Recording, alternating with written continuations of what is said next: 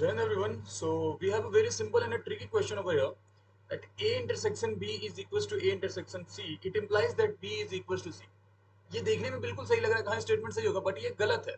एक एग्जांपल से समझते हैं। अगर हमने एक सेट बनाया, लेट्स से हमने एक सेट बनाया A, और A में हमने एलिमेंट क्या डाले हैं?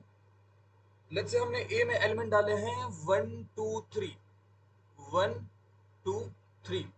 दूसरा सेट हमने बनाया बी, दूसरा सेट हमने बनाया बी जिसमें हमने एलिमेंट डाले हैं लेट्स से 3 4।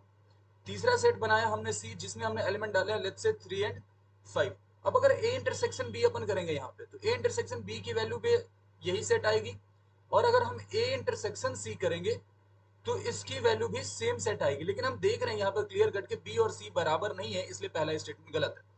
दूसरा statement A union B is equal to A union C, it implies that B is equal to C. Again देखने में बिल्कुल सही लग रहा है, लेकिन फिर भी ये स्टेटमेंट गलत है। क्यों? क्योंकि जैसे अगर हमने एक सेट बनाया है ए जिसके अंदर एलिमेंट डाला है हमने लेट्स से 1, एक एलिमेंट एक सेट बनाया हमने बी जिसके अंदर एलिमेंट डाला हमने 2, एक सेट बनाया हमने सी जिसके एलिमेंट हमने डाला 1 एंड 2। अब यहाँ पे अगर आप ए यूनियन बी करेंगे, अगर ये यूनियन बी करेंगे तो सेट कुछ ऐसा बनेगा 1 2।